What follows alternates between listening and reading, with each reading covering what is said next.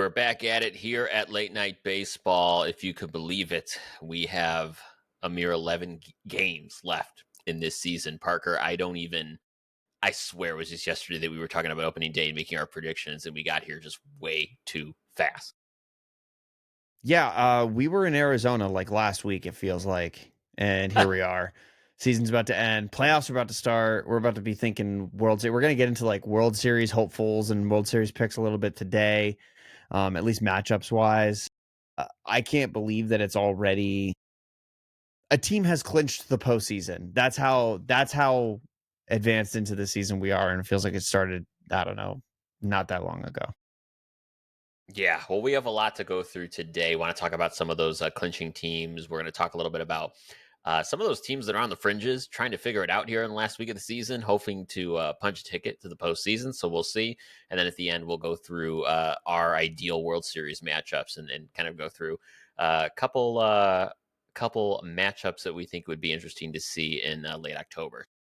Parker, something was kind of crossing in my mind last week, and it came out of a report out of the Athletic about what is going on with the Yankees and Anthony Volpe, and Mm-hmm. it got me thinking a lot about what this next 2 weeks going into the postseason means for the Yankees, and a lot of it stems from the fact that Anthony Volpe, third season with the Yankees. He was touted as one of their top prospects, a shortstop prospect in New York at that. And he has offensively been very underwhelming the last 3 seasons. Defensively has fallen off a cliff. And he's battling a partial labrum tear right now. And he's been battling it for most of the seasons. Like, what is this? I grapple with what does this mean for the Yankees going forward, and how the hell are you gonna how are they gonna take care of the shortstop position going into the playoffs? Well, the Yankees, I think honestly, if I'm a Yankees fan, I might be a little bit like relieved to hear that there was a reason for it this whole time. That he's not just terrible at baseball, that he doesn't necessarily have the yips, that all of this that Anthony Volpe has been through this entire season is the result of an injury, hopefully, and a loss of confidence and stuff like that comes with that. But if you're an Anthony Volpe guy, if you're a Yankees fan and Anthony Volpe guy, like this is actually kind of decent news because he's going to have an offseason to get healthy, especially if it's only a partial tear. I would assume that he wouldn't be playing right now if the entire offseason wasn't, the right amount of time for him to get right before the beginning of next season. I would assume he would have been shut down already. So if I'm a Yankees fan and even if I'm Anthony Volpe, maybe like this is all just like good news because there was a reason for the madness this whole time. I've, I don't really concern myself with what the Yankees are going to do at the shortstop position because they're going to figure it out at some point. Whether Volpe pans out or doesn't, I have no doubt, especially, what's weird is I would have been one of the detractors of Brian Cashman at the beginning of this season, but after the trade deadline that the Yankees put on the board, Brian Cashman will go get a fucking shortstop. Like he'll go get a shortstop that they Yeah, want and need a shortstop. So I'm not really too worried about what Volpe's production is. As a Yankees fan, you're going to want your young, cheap guy that is homegrown to be the starting shortstop, especially a shortstop position that has such a heritage like the Yankees shortstop position does. But, it's not the worst news in the world, but I was very surprised to hear. But it was also kind of one of those moments where you're like, yeah, okay, yeah, that makes sense. Now everything starts to make sense a little bit. yeah. I mean, it's kind of a now and a later situation I look at with the Yankees. It's just so funny that you said I don't really concern myself with the Yankees. I thought you were going to say because I don't give a flying f about what they do at shortstop, and I hope it fails miserably. But what I will say is it Unbiased is a now or national later baseball problem. coverage. Wow, good on you. Good on you. Being the bigger man. I love that. But it's a now problem because to me, the only thing I think, and Brian Cashman came out and said this, right? Brian Cashman says, "Hey, Volpe's our guy. Now, in the future, we have faith that he has enough pedigree, offensively, certainly, and defensively, to turn it around." However, they're also leaning on the fact that if you remember going into last season in the 2024 playoffs, Anthony Volpe had a really strong playoff. You remember his grand slam in the World Series, he turned it on for October. I get concerned when we're relying on guys who, with the hope and a prayer, turn it on in October. And so that's kind of the issue I see with Volpe right now. However, they do also have Caballero Yeah, there I was just playing about to say. short, Yeah. defensively a wizard, great on the bases. So they have a fallback option, but for all intents and purposes, if I'm a Yankee fan, it's been 3 years. I really want to see something from Volpe. He can't just be a 240 hitter hitting 20 homers a year at Yankee Stadium. You just can't do that. If he's a 240 hitter that hits Yankee Stadium homers and plays bad defense, he won't be a big leaguer. And I don't think that I think that the Yankees would be already done with him if they were done with him. Now, if he's this bad next season, then not really much else you can do. I think they would find themselves in a similar situation to where the Red Sox are with Tristan Casas, where it's like you probably are a good baseball player down there somewhere, but we don't have time to crack this nut. And I think that that's respectable for a big league organization that's trying to win now. The Yankees made the World Series last year. They don't have time to mess around with a shortstop that's trying to figure it out at the big league level, playing through an injury or not. And you can see that that's the mentality because they did go out and get Caballero, and he is playing the majority of games at shortstop these days for the New York Yankees as they roll into the postseason. And not just as they roll into the postseason, but as they scratch and claw and fight for the number one wild card spot. They Hmm. are a team that has not counted themselves out of getting the first wild card spot, and they shouldn't because they're leading.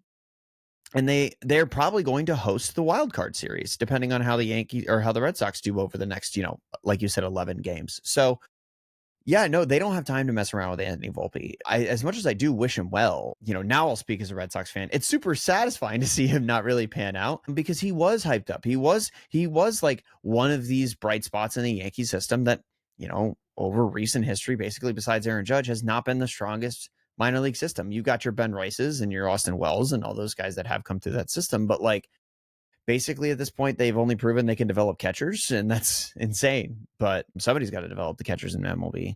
So maybe trade away one of those catchers, maybe get rid of an Austin Wells, let Ben Rice do most of your catching, and pull in a shortstop sometime down the road. Who knows? But the easiest fix for this situation is definitely for the Yankees to figure out how to get Anthony Volpe to be effective at the big league level.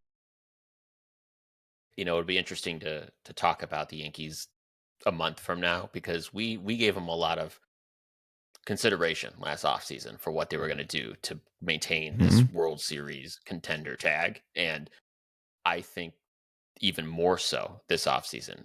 Point blank, I don't think they have the juice to go to the World Series and win it as currently constructed. I just don't think that.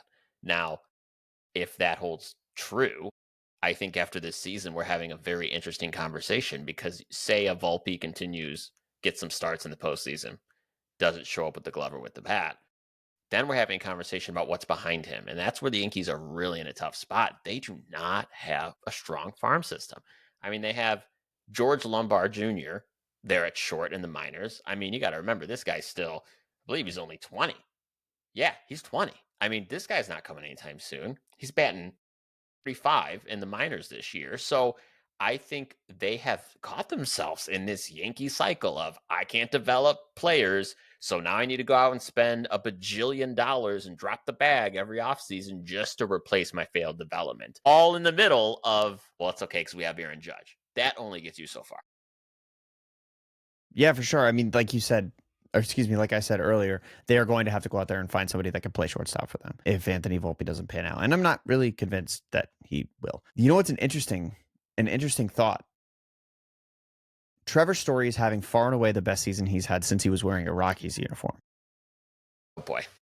Trevor Story has an opt out at the Boy. end of the season. And he has been injury prone over the last few years, but they're not the kind of injuries that are Yeah. like, oh wow, this guy's injury prone. He's not getting like soft tissue injuries while running the bases. He was like getting hit by pitches and breaking fingers. Like that's a different kind of injury. It's not necessarily somebody who's injury prone. So if Trevor Story in his first healthy season since he joined the Boston Red Sox puts up very, very good numbers, he could theoretically opt out of his contract and become a free agent this upcoming season. Now he would be leaving money on the table. Let's make that very clear. Trevor Story is projected to make, or is set to make $25 million next season.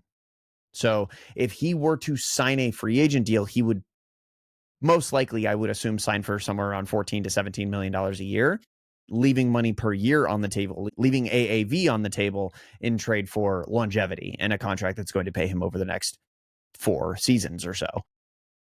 I don't know why I just put that out in the universe, to be completely honest, because I'm staring at the Spotrac 2026 MLB free agents, and he's like the 5th name on the list, and I it's like, mean, no, that could happen. anybody That coming it could. Anyone coming into the conversation right now is like acknowledging that you're basically just giving them away right now. I mean, that's what's happening. I'm not giving him away, but I do think that the Red Sox, if it comes down to the retention of Trevor Story versus the retention of Alex Bregman, and it's not like a what do the Red Sox prioritize? This is clearly just player options, like players opting in or out of their contract. I would be way more focused on getting Bregman back in Boston than getting Story back in Boston, Yeah. purely due to the fact that Marcelo Meyer got big league experience this year. He is a fantastic defensive shortstop, and he's just sitting in the minors, a top 5 prospect, not in the minors. He's sitting on the injured list. He's actually on the big league injured list. Good for him and his pocketbook. But Marcelo Meyer is ready to take the mantle of the Red Sox shortstop position if needed to. And I just turned this into a Red Sox shortstop conversation than a Yankees one. But what I'm getting at is the only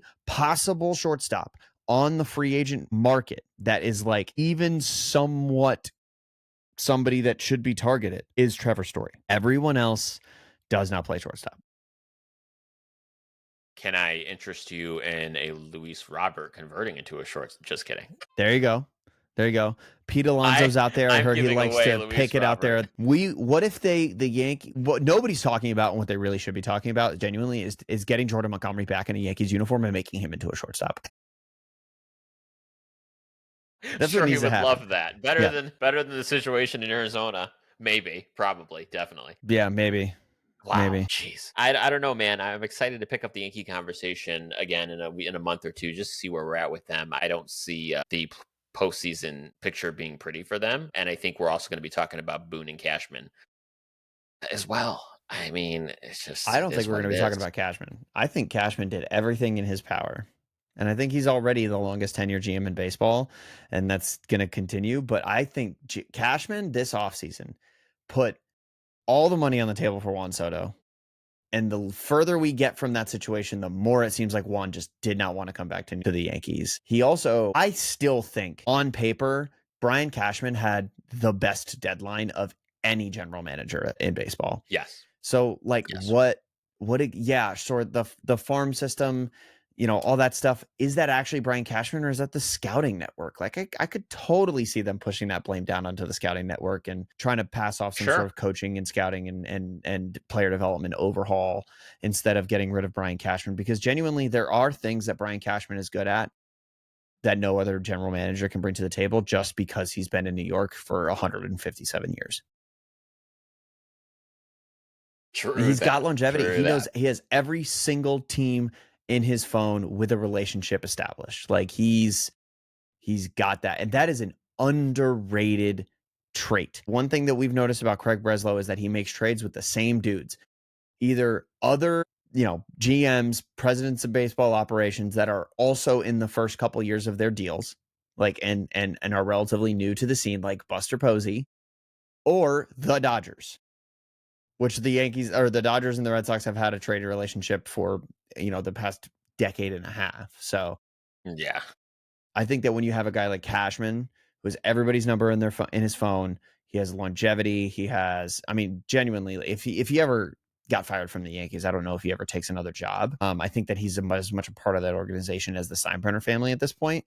So I just think that I don't know if his job's on the line. I also don't know if Boone's job is. He just signed an extension, so Well, and I'll tell you what, that is no I'm not saying that because I don't like Boone. I think Boone's great. I think he's one of the better managers of baseball, no matter what's happened in the last 2, 3 years. I think he's great. I think that he is one of the better clubhouse managers in terms of like game decisions and stuff like that. I don't know, everybody can poke holes in your game decisions and game management and stuff like that. Yeah. But in terms of managing a clubhouse full of guys that need to be able to play for you and bleed for you, yeah, I think he's one of the best managers in baseball for sure. I completely agree. Elsewhere in baseball, Parker, Phillies clinched the NL East, and they did it in spite of having Trey Turner down for a little while here, Mhm. losing Zach Wheeler for the rest of the season, including the postseason. That's a huge loss for them. Their ace on the shelf, but they have climbed the mountaintop. They've clinched a spot in the playoffs. It looks like they will get the second seed most likely and the bye straight to the division series for them.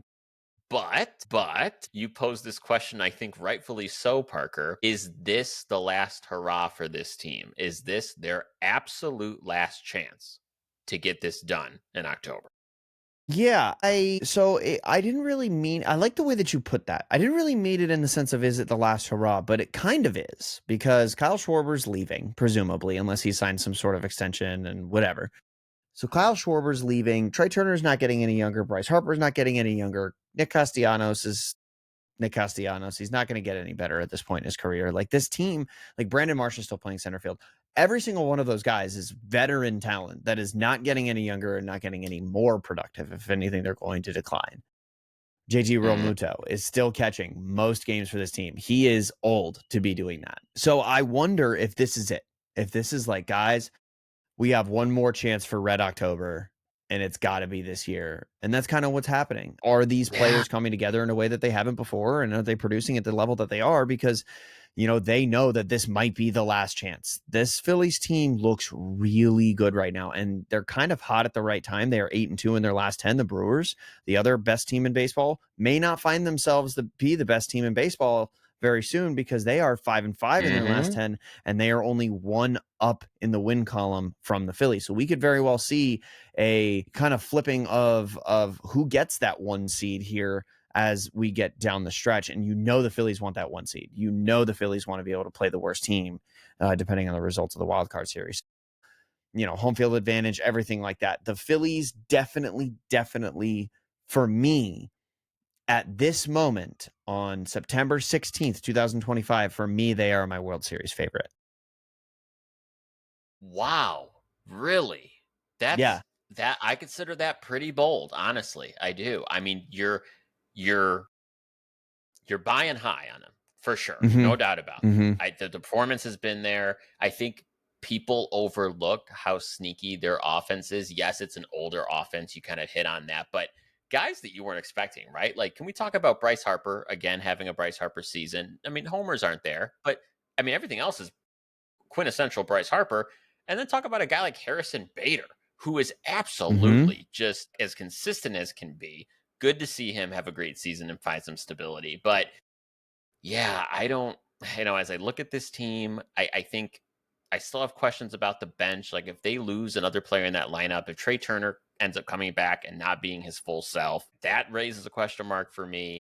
I think the rotation, they could probably get by with the rotation. If you're throwing out a Nola who hasn't had a great season, hopefully he turns it on himself. If you're pulling out a Nola, Ranger Suarez, a Christopher Sanchez, 1, 2, 3, okay, I'll take that. I I'll think take that any Christopher day. Sanchez is my game one starter at this particular point in time. Okay, sure, sure, absolutely. Christopher Nola's your Sanchez has three. been, and I don't know if Nola's my three. He may not be in the three, honestly. He may I not. think Aaron He Nola's may not. getting bullpen duty or off the playoff roster at this particular point in time. He has a 6.4 ERA this season. For me, it's Christopher Sanchez, Jesus Luzardo, And and Ranger. Ranger Suarez. Yeah, Ranger It Suarez. would have to Because be. Zach's down, and it sucks too. Because if this is the year that they do win the World Series, and Zach Wheeler is down for it, that's going to eat away at him because he has just simply been the best pitcher in baseball, or at least most consistently good pitcher in baseball over the last 3 to 5 years, and it would be terrible to see him take a 2.71 ERA to the injured list and not get to participate in a playoff run that culminates in a World Series. I don't know, man. Christopher Sanchez, anytime you can have somebody who has a 2.57 ERA going for you and made 29 starts so far this year, 182 innings, 182 and a third innings pitched, like he is a 1-1 whip, and that's your game one guy. I'm so down for that. I'm super excited for that. And what may get them by, Parker, honestly, is that bullpen. Very Mm-hmm. strong. Let's not forget. We often forget, these trades happen at the deadline and we don't think about them for a little while. They have Johan Duran, guys. followed by Matt Strom. Orion Kerkerings had a really strong season. And then, you have a lefty Tanner Banks, former White Sox, that I really like what he brings to the table, and he's had a good season with them. So if with a pitching with a bullpen like that, we've always talked about you need a strong rotation of bullpen to get through to the World Series. And on that alone, I would have to agree. I think this pitching staff could get you through. So you know how when you have a playoff rotation, you have that flexible fourth starter, like the guy who Yes. doesn't. He may not even pitch. Like for the Red Sox in 2018, it was Drew Pomeranz. Drew Pomeranz, it didn't end up pitching in the Mm-hmm. playoff run, but he was that flexible fourth starter if you needed one, if somebody went down. And then we saw Nathan Eovaldi come in to do his thing and everything like that. But still, do you know who that fourth starter is for this Phillies team if they go into the playoffs? Because I know who it would be if I'm the manager of the Phillies. Well, if you're the manager of the Phillies, I think you're making it Walker Buehler, honestly. I think you have to have Walker Buehler in his element. I think you need to have Walker Buehler be the guy who's like, all right, can't get in the game, can't get Christopher Sanchez back out here on 3 days rest. So let's give the ball to Walker Buehler and see what happens. Since joining the Phillies, he has made one start and he has a 1.8 ERA in 5 innings pitched. If that's your fourth guy, that's totally fine. That's all you need. As a and fourth a guy sure. like Yeah. Walker Yeah. Buehler, who's already been there, done that he's won 2 World Series so far with the Dodgers. And then you could talk about, like, imagine what kind of a kick in the ass it would be for a guy like Walker Buehler to come in and have to make like his first start of the postseason in the NLCS against the Dodgers. Whether that's in Philadelphia or LA, that is an electric factory for a storyline. Yeah. Yeah, this is coming from our resident Walker Buehler stan here, always behind his main man, Walker. Well, I'm super out on him now right. that he tanked my team. I mean, but before the season, you wouldn't have found a bigger Walker Buehler fan. No, I'm with you. As a fourth starter, I'll take that every day of the week. That's not a bad option there. Even just as a long guy out of the bullpen for a playoff run, I think Walker Buehler is going to contribute to this team. Absolutely. He'll bring out, hopefully, the postseason stuff he usually does. Parker, the Phillies are squarely into this. The Yankees are going to be battling for that first wild card spot. If all things check out, which it looks like they will, it looks like they'll probably get that first wild card spot. We'll see. The team on the fringes, there's a number of teams on the fringes, and as I look at these wild card standings, it's going to be a little tougher in the AL for teams like the Guardians and the Rangers that are 3 games out of a wild card spot. Don't really foresee them making a leap unless Houston falls off, which, Houston being Houston, much to my chagrin, as we all know. But in the NL, that wild card's a little more interesting because we have the Cubs that are going to lock a spot. We have the Padres that are going to lock a spot. But the Mets have just been struggling 2-8 in their last 10. And right behind them, 1.5 games back, is the Diamondbacks. 2 games back, the Reds and the Giants. Parker, the Mets, came into this season looking like, oh, here we go. $1 trillion Mets. We have our whole team together. Juan Soto's here. We're going to be the best team in baseball. The pitching just rabbit out of a hat, and it just burned to the ground. Yeah. Do you remember what our prediction was? I went back and listened to the episode before we started recording. Excuse me. Okay, good. Do you remember what our NL East prediction was? Who we had winning and where we had them landing in the, like, where all the teams landed in our prediction? Because we both agreed. I'm the only one who said it out loud, but then you were like, yeah, I had the same teams in the same places. We said the Mets, right? We would have. Wait, no. We didn't say the Mets because of the starting pitching. We did not say the Mets. We said. Did we say the Phillies? Yeah, we said the Phillies.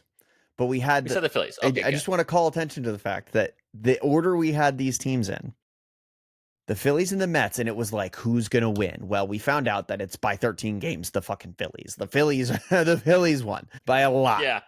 We're 2 weeks out from the end of the season. The Phillies have clinched the division. It was the Phillies the whole time. Good. Go us. But then we had the Mets, and then we had the Braves, and then we had the Nationals, and then we had the Marlins.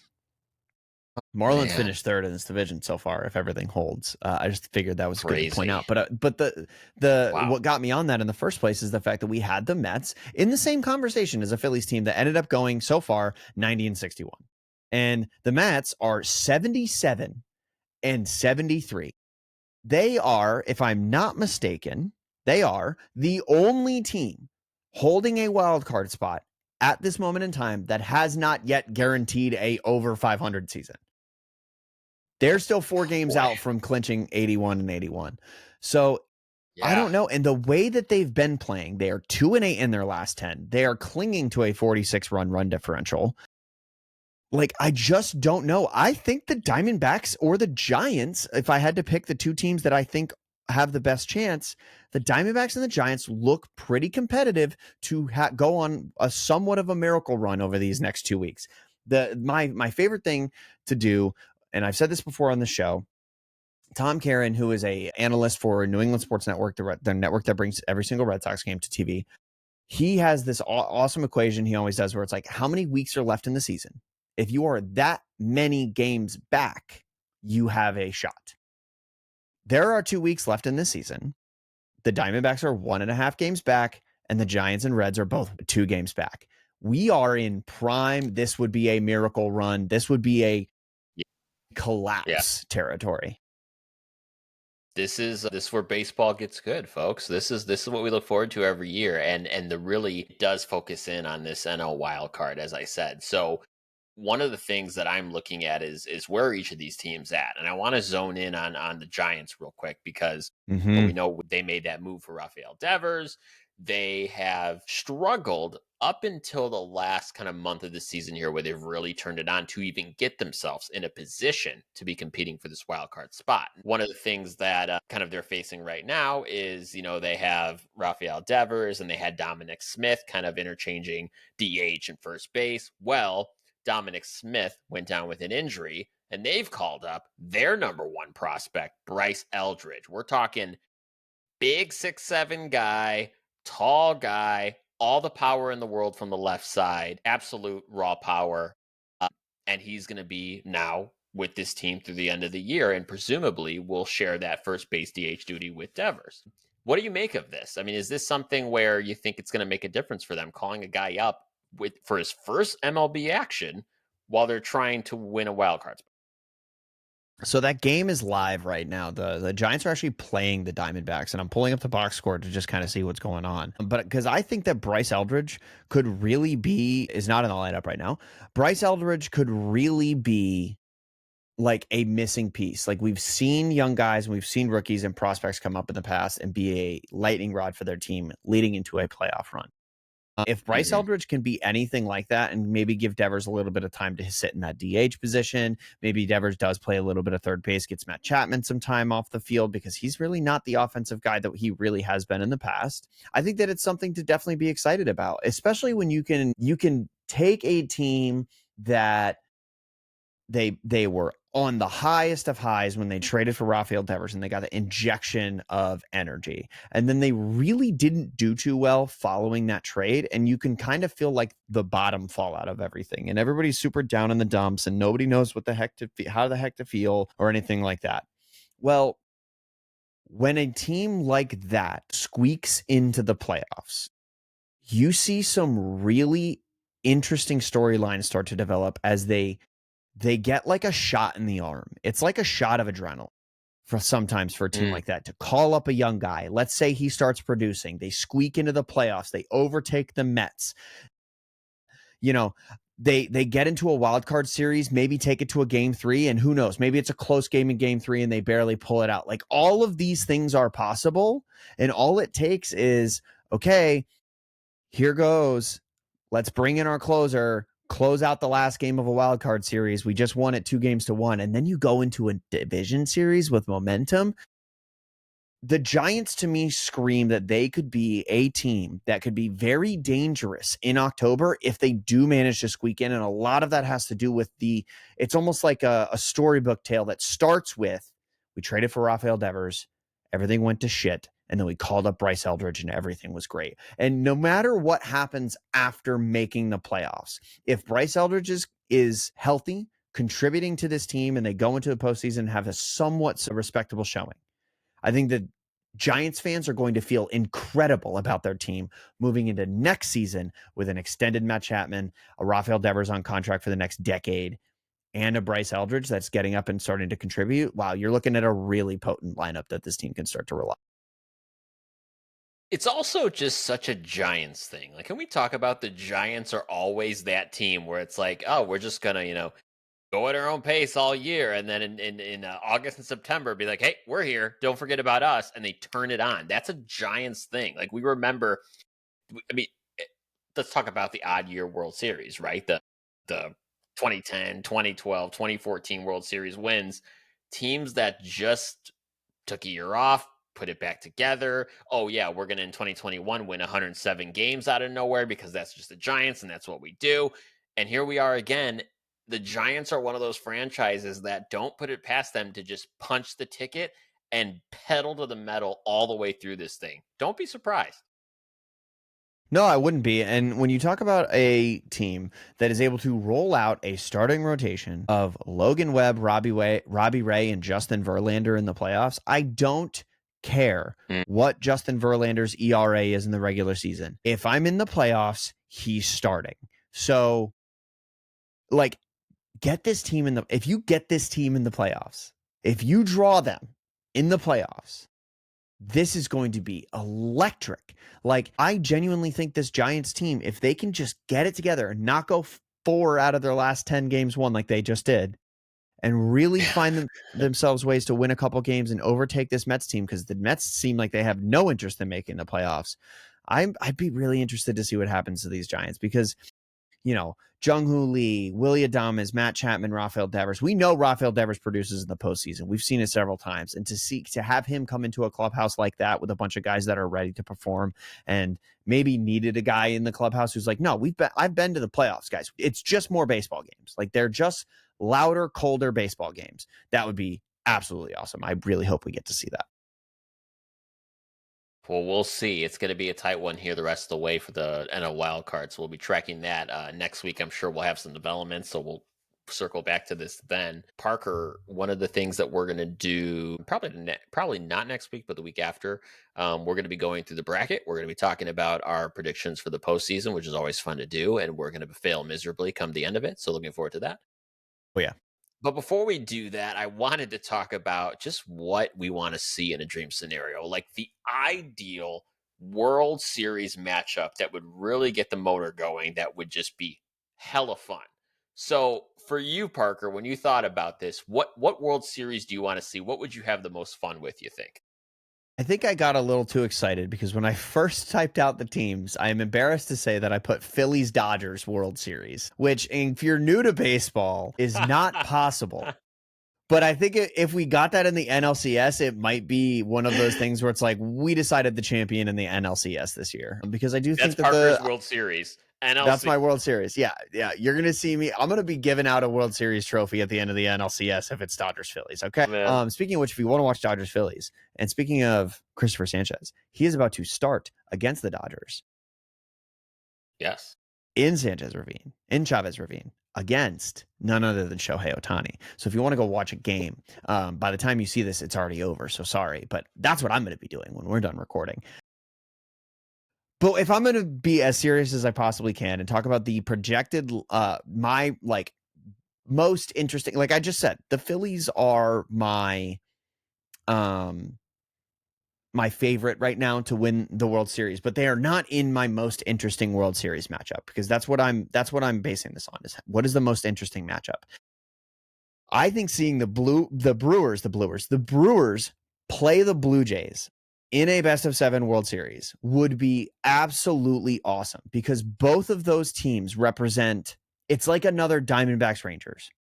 Where did these guys come from? Why are they so good? Let's see who's better. And I think we would get another super entertaining series like we did when it was Rangers versus Diamondbacks in 2023, because these Brewers games and this team in general is so exciting. The Blue Jays are Mm-hmm. playing some of the best baseball that is being played in baseball right now.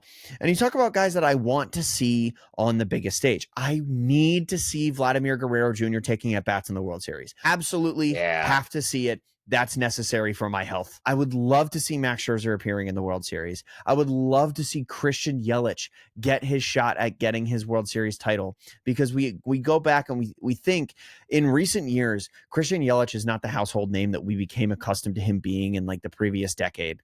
He's been good, not fantastic. Basically, ever since that NL MVP race with Cody Bellinger, Cody Bellinger's been, with a couple hiccups, pretty consistently good, and Yelich has been pretty consistently just okay. To see him get a Hmm. chance to win a World Series with the Brewers team that he has stuck with his whole career would be amazing. Yeah.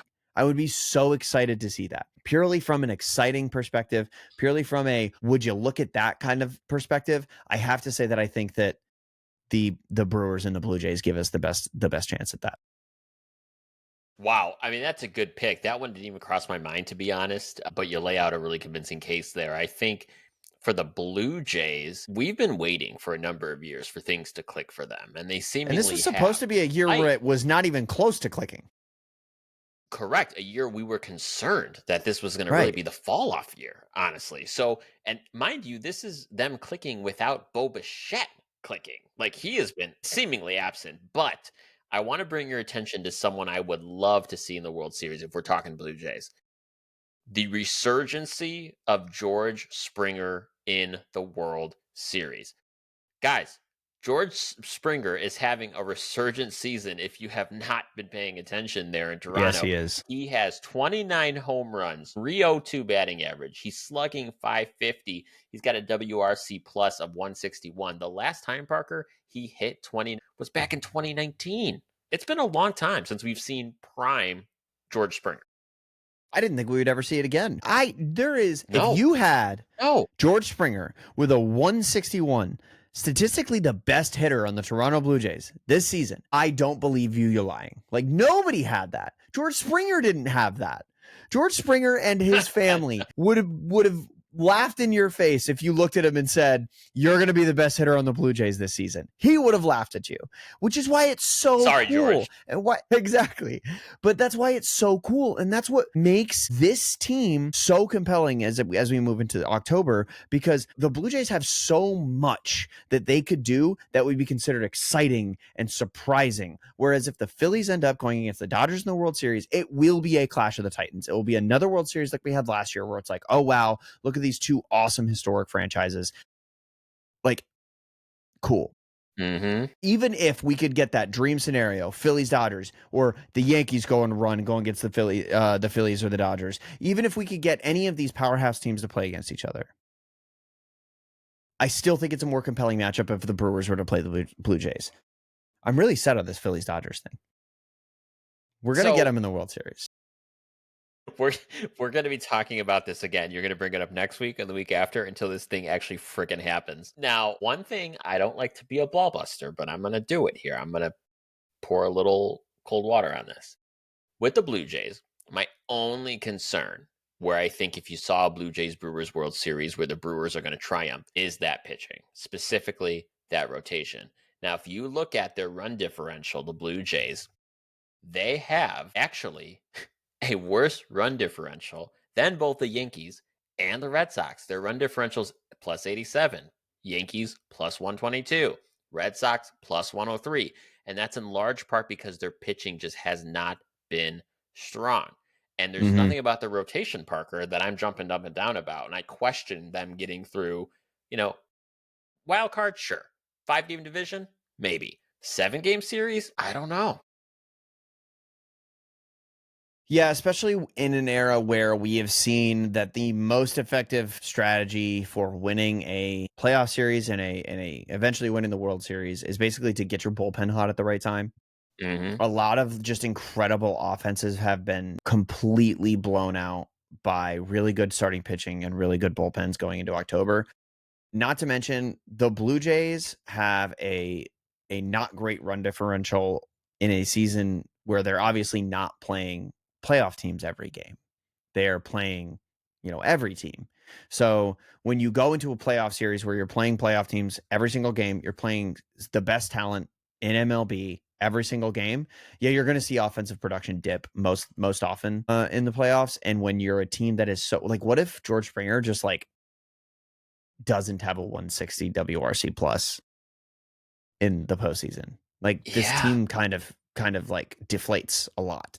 So it's hanging on a razor's edge for sure. I don't know if I'm counting on a 117 WRC plus from Alejandro Kirk this season. I don't think I'm sure. counting. What I can't believe, I actually didn't realize how good of a season Bo Bichette's having. 630 plate appearances with a 133 WRC plus. I seemingly haven't heard his name once this year. I don't think, Yeah, I but mean, it's he went happening on for the him. DL last week. He does have the WRC plus. I guess, yeah, shame on me. I guess one thing I was looking at when I thought about Bo Bichette was the fact that, you definitely want to see those homer and RBI numbers up. They're a little low from where he usually is, between like 22 and 29. So the production really hasn't been there. However, he's hitting for better average. And so, Let me I see. mean, Is he's he getting on out for the base. season? He's on the 10-day IL, and that was Okay, so back to probably not. 9/7. And it's just a sprained knee, so I suspect he could probably get back by the post. He is. I'm trying to look at strikeout percentage right now because I think his Ks are His down, strikeout, like his rate. his Ks are down, so he's at 14.5. His previous seasons 19, 19, 22. And guys, Yeah, going from 19 to 14.5 is a tremendous improvement. You don't see that dip like that. I think that's also why we're seeing less home runs from him. He was a big swing or go home kind of guy for the rest of his career. And to see him like bring those numbers down, especially heading into a free agent year. I know we're kind of getting off track and just spending time talking about Bo Bichette, but like this is super cool. And I'm really glad to see him kind of getting his feet underneath him offensively in his seventh year. Like he Wow. I mean, he's 27 years old. He's got plenty of good baseball in front of him. If this is the new look Bo Bichette, I think he's going to be way more competitive on the market. And I don't think he ends up being a shortstop, if I'm being completely honest, moving forward. But you know who I could totally see signing him? The Yankees. Hey, hey, it all comes back to the Yankees. Pick up the phone, Brian. Pick up the phone. If Brian Cashman signs Bo Hey, Bichette to go play, Bo Bichette looks like a New dude. York Yankee. He totally does. Absolutely. I mean, his name sounds like a Yeah, Yankee. if Bo Man. Bichette ended up a New York Yankee, that would be not the Blue Jay the Yankees wanted to sign this upcoming offseason, but not really the Blue Jay anybody wanted to sign this upcoming offseason. But it would certainly be a good one judging by his numbers this year. Who do you have in your dream World Series matchup though? All right, so I would love to see kind of a Cinderella story. And so I went to Brewers v Mariners. And the reason I went with that is because I would love to see two teams in the World Series that are fighting for their first championship. I would love to see, now, obviously, setting the stage here, the Mariners haven't appeared in a World Series at all in their 48-year history. Their charter season was 1977. And the Brewers have only appeared in the World Series once in 1982, and they lost in 7 games to the St. Louis Cardinals. So, no World Series championship for them in their 56-year history, going back to 1969. So, you would have two teams going at it, desperate, desperate to get their first World Series trophy. And that would be so fun. You think about these two teams, and they're more similar than they're different, really. They are both supported by a talent heavy starting rotation. They have sneaky offenses. You have the Mariners. We came to the season really wondering about what their offense was going to do. And we had the same thoughts about the Brewers, wondering if they would be able to sustain 162 and into the postseason. They've proved that they could. They're both hot at the right time. This could get very interesting. And both, I believe, could make it to the World Series realistically. Do you know what another layer of why that would be so compelling to see is Lay it on me. the Seattle Mariners championing Seattle baseball. However, they are not the first Major League Baseball team to play That's in correct. Seattle. Do you know which team is the first Major League Baseball team to play in Seattle? The Milwaukee The Seattle Brewers. Pilots. The Seattle Pilots, who became the Milwaukee Brewers after just 2 seasons in Seattle. Yeah. Was it 1 season or 2? One season. 1 season. One season. So how awesome would it be if these two teams, if the Mariners make it, the Mariners make it to their first World Series in their insane history? Like, again, I have said this on the show so many times. If you have not watched John Boyce and SB Nation, Secret Base, their 4-hour entire history of the Seattle Mariners documentary, you have to go watch it. This is the most unhinged baseball team in Major League history. And if they finally get over the hump and make it to the World Series against the team that was the Seattle Pilots when they were forced a year early to open their MLB ballpark and play in an MLB ballpark that was like pouring like fecal matter out of the toilets because they were it was a whole political. I'm not even, I know this is ridiculous. They were forced to open their stadium early in order to balance out the Royals getting their team a year early because like of a political battle between the like senator from Kansas and like the United States government. It was absolutely insane.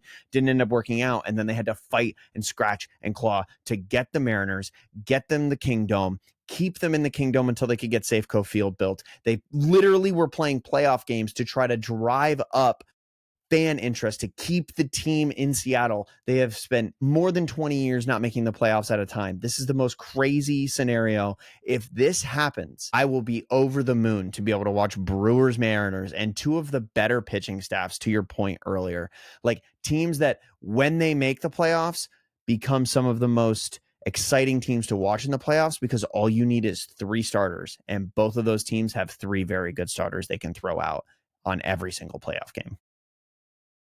And I'll tell you what, franchise, man, the Mariners fans, they need this. They freaking need this. And to your point, talk about a franchise with so much history and have contributed so much to this game and have not even appeared in the World Series. Ken Griffey Jr., Randy Johnson, Edgar Martinez, Ichiro, the most winningest season in baseball history, 116 the best switch wins hitter in the 2001. history of baseball. Yes. All of that for no World Series appearances. If you dropped that knowledge on anyone and you asked them how many times they've been to the World Series, no one would guess 0 times. Like this everybody would say 1 or 2 or something, you know. Right. Like I am getting amped up just talking about it because I would love nothing more than to see the Seattle Mariners win the freaking World Series. Nothing more. That would be super sick. That would be super, super cool and really validating for baseball in that area. Man, let's do it. Let's do it. Let's have the Dodgers and Phillies battle it out in the NLCS just to make Parker happy. Let's have them meet Seattle in the World Series. I'll tell you what, Parker. I'm not high on the Dodgers. I don't care what anyone says. I know the Dodgers are the Dodgers. I get it. I'm not sold. And that's fair. That's totally fair. You don't need to be sold on the Dodgers at this particular point. But until they're out, they're the unkillable Demon King. Until they're out, fair. They are kind of just the team that's always going to be. They have enough clout that in any series, they will probably either be favored or very, very slight underdogs. Well, they will not have to run into the Padres, it looks like. So good for them. That's true. That is very true.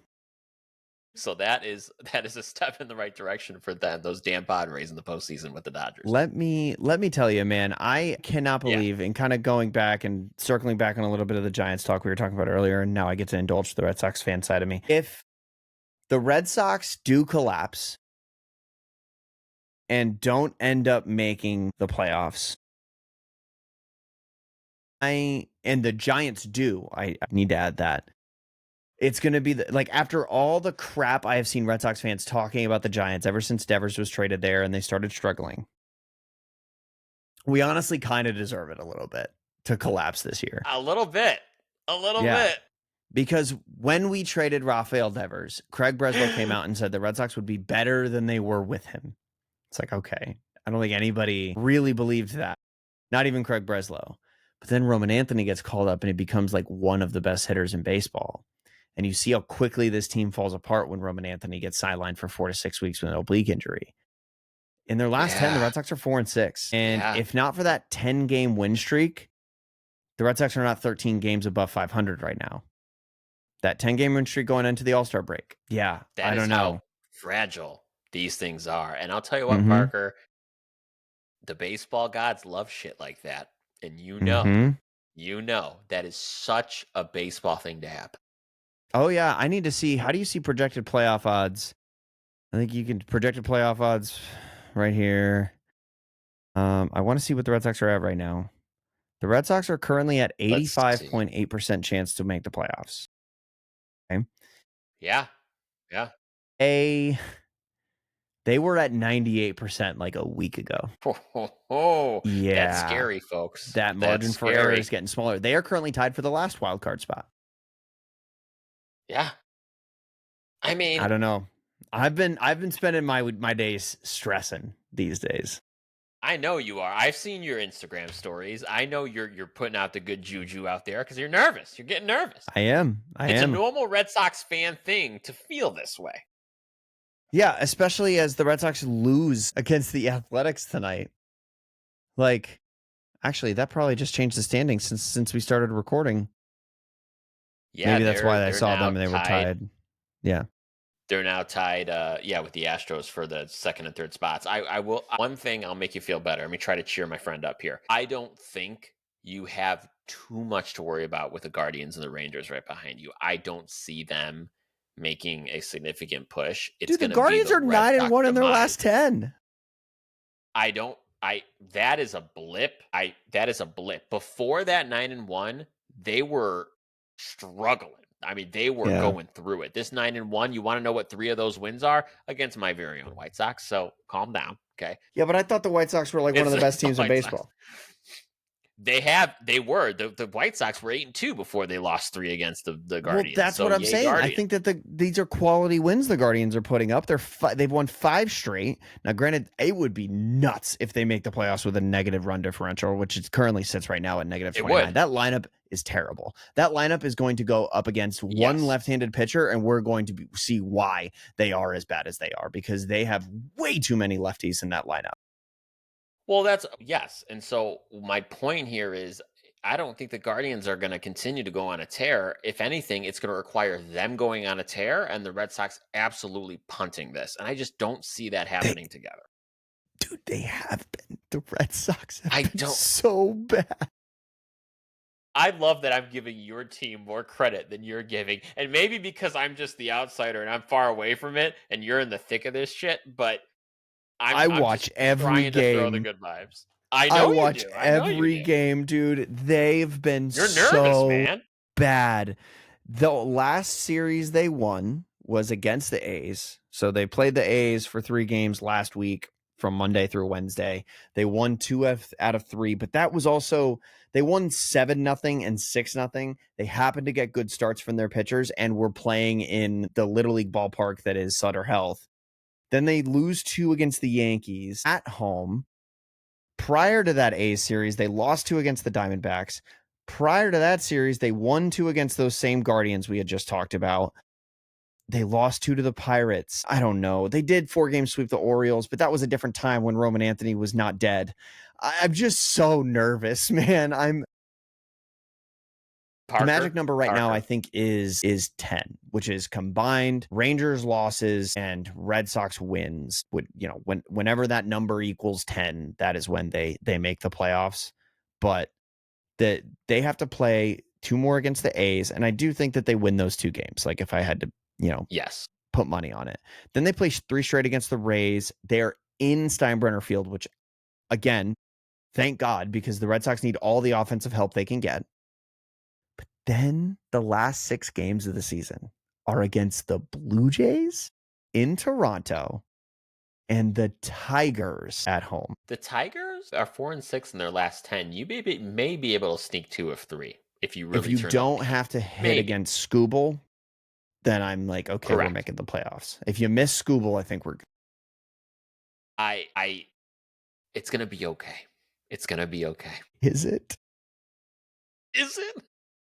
Is it going to be? Oh, We are this is why we do literally this. 2 weeks away from the playoffs, man. This is the type of stuff that we love to stress about, though. So, There's two parts of this show. There's the show we talk about really cool baseball stuff, and the show where we're just therapy for each other. So yeah, we've checked both boxes tonight. 88. What kind of trauma does a fan need to be put through when 88% chance to make the playoffs is not enough for me to sleep soundly at night? Sounds like first world baseball problems to me. Yeah, you know what? That's 100% right. But like I remember 2011 and 2012 and like the chicken and beer and Bobby Valentine and Francona getting fired and all of this shit. Yeah. I remember it so vividly. This feels just like Roman goes down and the season was cooked. Like I can totally see that. Goodness. Well, fingers crossed. Fingers crossed. Let's see how this goes. I'm so excited for us to get together next week. I feel like we're going to see a lot of progress on this. There's Yeah. going to be a ton more to talk about. Before we wrap up, though, Parker, we always do our last word. What's your last word for tonight? My last word for tonight is I'm taking melatonin so I can actually get a good night's sleep because the Red Sox keep me up. Oh my God, what an alarmist. You're struggling hard.